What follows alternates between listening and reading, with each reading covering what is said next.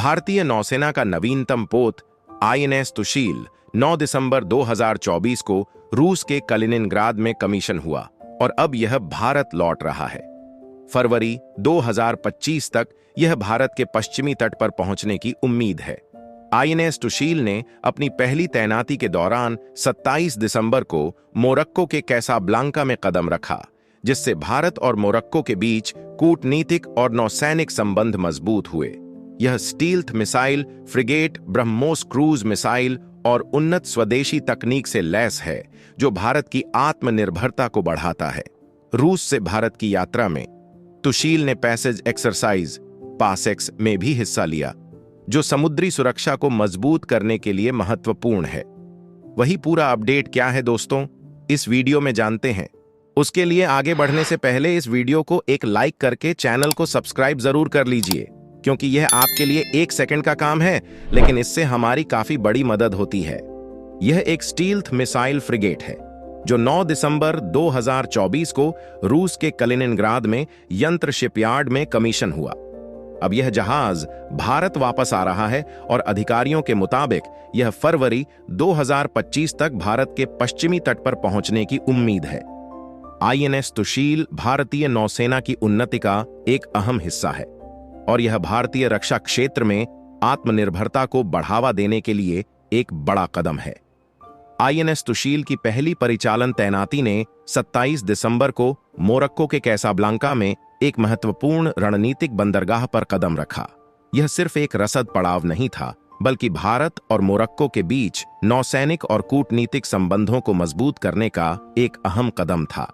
इस यात्रा से यह साफ है कि भारत अपने समुद्री हितों को लेकर गंभीर है, खासकर उन देशों के साथ जो भूमध्य सागर और अटलांटिक तटरेखाओं पर रणनीतिक रूप से महत्वपूर्ण है।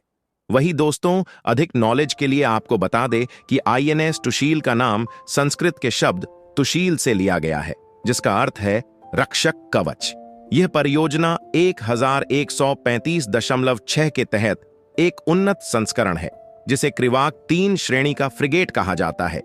इस जहाज में रडार क्रॉस सेक्शन को कम करने के लिए स्टील्थ तकनीक, उन्नत मिसाइल सिस्टम और आधुनिक सेंसर हैं। यह जहाज रूस में निर्मित गैस टरबाइन इंजन से संचालित है, जो एक अंतर्राष्ट्रीय सहयोग का उदाहरण है। आईएनएस तुशील को ब्रह्मोस क्रूज मिसाइल जैसी शक्तिशाली मिसाइलों से लैस किया गया है और इसमें स्वदेशी प्रणालियों के साथ साथ प्रमुख भारतीय निर्माताओं की तकनीकी सामग्री का उपयोग किया गया है। इससे भारत की रक्षा उत्पादन में आत्मनिर्भरता को बढ़ावा मिलता है। इसके अलावा यह सुनिश्चित करता है कि यह जहाज भारतीय नौसेना के अन्य जहाजों के साथ अच्छे से मिलकर काम कर सके।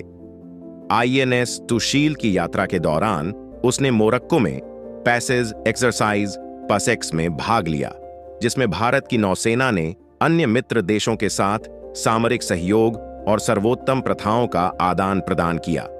इस तरह के अभ्यास भारत की समुद्री कूटनीति और सुरक्षा को मजबूत करने की दिशा में महत्वपूर्ण कदम है और यह हिंद महासागर क्षेत्र और उससे आगे समुद्री सुरक्षा को सुनिश्चित करने में मदद करते हैं। आज भारत अपनी खुद की तकनीक से युद्धपोत, मिसाइल और अन्य रक्षा उपकरण बनाने में सक्षम है, जिससे दुश्मन देशों को भी कड़ा संदेश जाता है। चीन और पाकिस्तान जैसे देशों के लिए भारत का यह विकास किसी सख्त चेतावनी से कम नहीं है।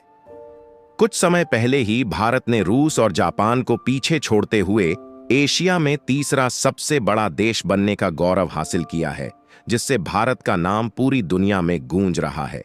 आईएनएस तुशील जैसे उन्नत युद्धपोतों के निर्माण से यह साबित होता है कि भारत अब अपने रक्षा क्षेत्र में पूरी तरह से आत्मनिर्भर है और दुनिया में अपनी ताकत बढ़ाने की दिशा में लगातार कदम बढ़ा रहा है। उम्मीद है कि इस वीडियो के माध्यम से आपको भारतीय नौसेना और आईएनएस तुशील के बारे में जानकारी मिली होगी। अगर आपको यह वीडियो पसंद आया हो तो कृपया इसे लाइक और शेयर करें और हमारे चैनल को सब्सक्राइब करना न भूलें। जय हिंद, जय भारत।